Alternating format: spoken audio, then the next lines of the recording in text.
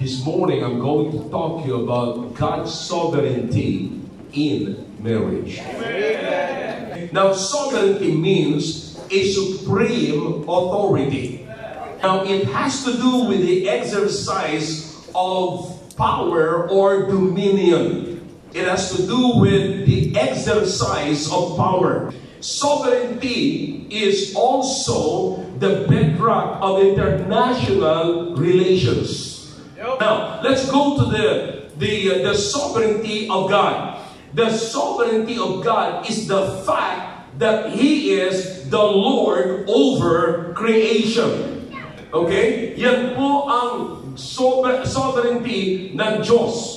Okay? Sapagkat itong buong mundo ay nilikha ng Diyos, therefore, ang Diyos po ay may kapangyarihan at siya rin ang mag-rule over His creation. All things were created by Him and for Him. Yan ang napaganda explanation, mga kapatid, ng tinatawag na sovereignty ng Diyos. Tandaan niyo po, may nilikha ang Panginoon, may karapatan ang Diyos sa kanyang nilikha. At kung anong gagawin sa kanyang nilikha, ang Diyos ang nakakaalam. Now, kung ang Diyos ang nakakaalam, huwag kang makikialam. Alright? Kapag ikaw ay nakialam at hindi ayon doon sa plano ng Diyos, which is the moral will of God, then nagkakasala ka ngayon ng rebellion. Okay? And the Bible says rebellion is as sin as what? You know that passage right there? Witchcraft. Witchcraft. Katulad ng kasalanan ng isang mangkukulam. Okay? And that is of the devil. So makikita niyo po, kapatid, na ang Diyos ang lumikha, ang Diyos ang may karapatan, alam ng Diyos kung ano ang kanyang gagawin. Yung salitang for Him, not just to please Him, but it implicates the control of God for His creation. Right. Disobedience to God's command is disobedience to God's moral will, which is in reality rebellion against God. Sapagkat ang Diyos ay siya po nag-rule, alam niya kung anong gagawin niya sa kanyang creation. Siya ang lumikha ng tao.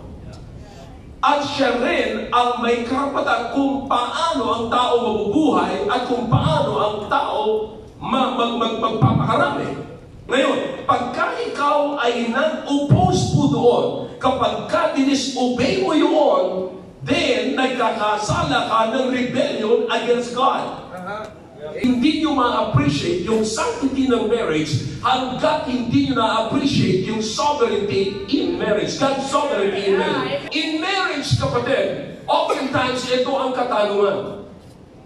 How can I find the right man for me? Ang lalaki naman, paano ko rin mahanap ang right woman for me? It's not about finding the right man. It's not about finding the right woman, but it's finding the right person. I'm not talking about the man or a woman. I'm talking about the right person, and the right person is God. God is the right person who has the right to command. So in marriage, it is important to find and know the right person who has the right to command. Why is that? Because He created the man. He created the woman. Alright? Now, and then, alam niyo mga kapatid, nung create niya ang lalaki at babae, ay sinabihan niya magpakarami. Yung salitang pagpakarami ay hindi po yan basta lamang procreation. Basta lamang okay, ikaw magpakarami ka, bahala ka na kung sino kukunin mo pagkatapos mo magpakarami, produce with another woman. Ang Panginoon nagbigay lamang sa atin ng isang lalaki at isang babae at mula po doon ay magpapakarami. It's not just about multiplication or multiplying themselves, but multiplying the image of God in God's way.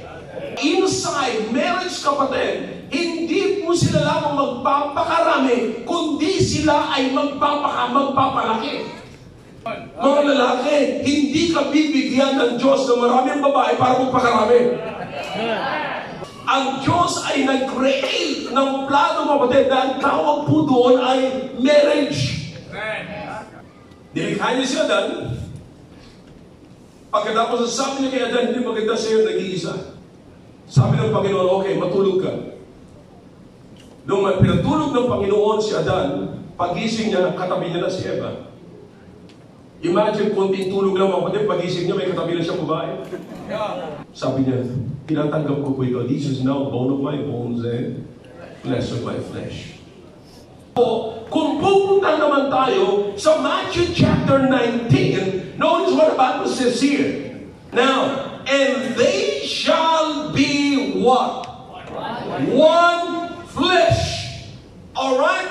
Now, so kaya nga po mga kapatid, hindi na po ito maghiwalay. Yung dalawa ay pinagsama. Now, listen to me now. Listen now. Ang nakakalungkot sa mga mag-asawa ngayon, naghahanap lagi ng dahilan kung paano sila maghiwalay.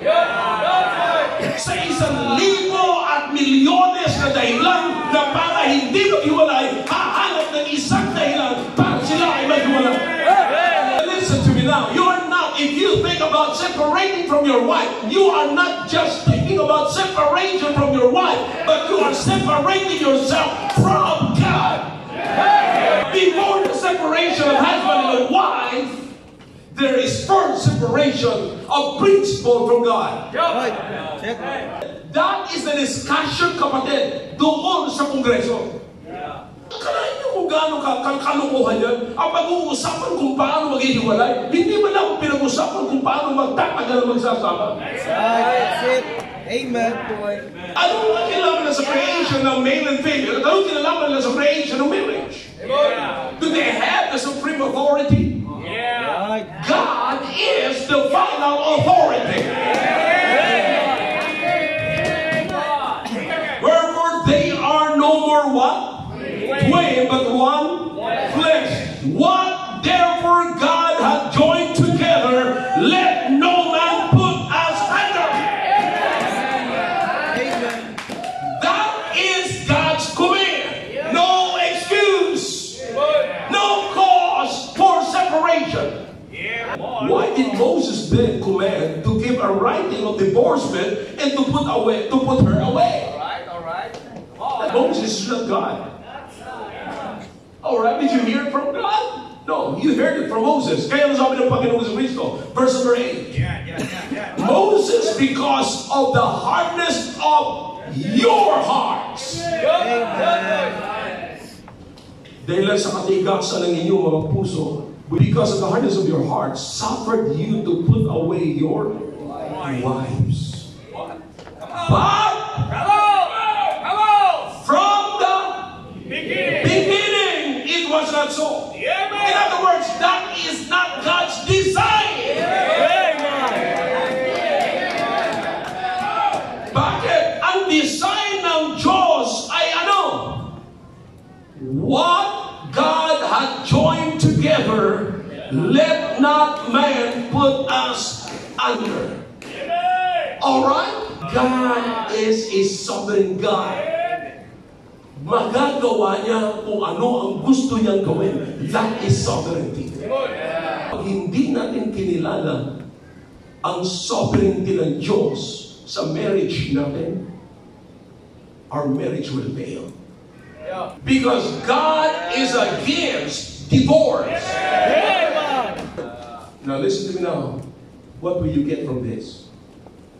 Number one, God takes care of your marriage. Amen. Here is Abram, here is Sarah. They're trying to put the divorce right there. They're trying to implement the divorce bill right there. But God said, no, I don't believe that. May pangako ako sa inyo. You better take my word seriously. That is what we need in this country. We should take the word of God seriously.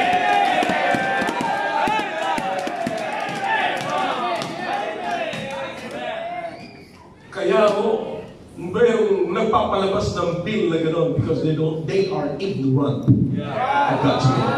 Anong sabi ko, mga kapatid? Ignorance of God's word is ignorance of God. Anong kinalaman ng tao na makikialam sila sa kaisipan ng Diyos? In the first place, who art thou, man, that God is mindful of you? Hindi ka na dapat iniisip ng Diyos. Hindi ka na dapat pinapansin ng Diyos. Pero nang sabi ng Biblia, pinansin pa rin tayo ng Diyos. Binigyan tayo ng pansin ng Diyos. At ngayon, binigyan tayo ng pansin ng Diyos. Huwag tayo makialam sa plano ng Diyos. Amen. Listen. You can get away from the moral law. You can oppose the moral will of God. But you cannot oppose the sovereign will of God. Amen. Because God is always sovereign. He is always a sovereign God. Maaaring ngayon, mag-i-enjoy ka. Enjoy kayo dyan sa bill na ginawa ninyo. Enjoy kayo dyan kung makapasa man yan, kung ano man gusto mangyari ninyo. Alright, you go ahead. But you will one day stand before God. He will answer for it. Ngayon, bilang mga Kristiyano, kapatid, ang dapat natin gawin. God is against separation of husband and wife. Listen. Marami akong mga alam na mga practical, mga kapatid, na dapat yung i-consider why you should not separate your wife or your husband.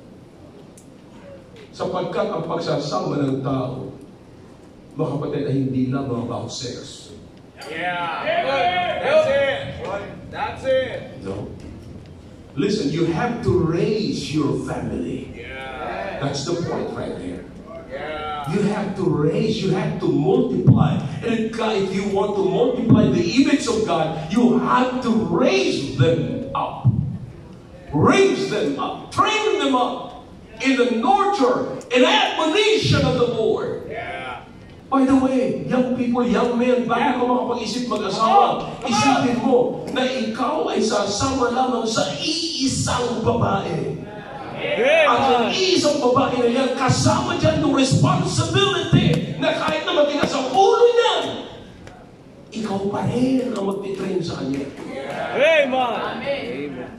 Ikaw pa rin ang kakasama sa kanya. Not only that, you will provide also her needs. Totoo ang sinasabi ng Panginoon na hindi dapat maghiwalay ang pinagsama ng Diyos. Huwag papaghiwalay ng kasinungalingan ng tao na hindi na kita mahal. Naghahanap nga ng rason para maghiwalay eh. Hindi naghahanap ng rason kung paano sila magsasama magpakailan-kailan pa man. Kapatid, what will you do about the sovereignty of God in your life? Sino ang tao na may karapatan na baguhin ang plano ng Diyos sa buhay niya? Sino ang may karapatan na baguhin ang design ng Diyos sa pag-aasawa o sa mag-asawa? Sino? Kapatid, ang problema natin is always rebelling against the supreme authority of God. That's right. It's time not to disobey the order of God in marriage. Gaano man sabihin nyo na sa kanya kasi ako nakahanap ng kapayapaan. Sana lang, siya lang ang makakapagpaligaya sa akin. We must recognize God's sovereignty in marriage before we cleave to the sanctity of marriage. You will never appreciate the sanctity of marriage if you don't recognize God's sovereignty in marriage. Amen.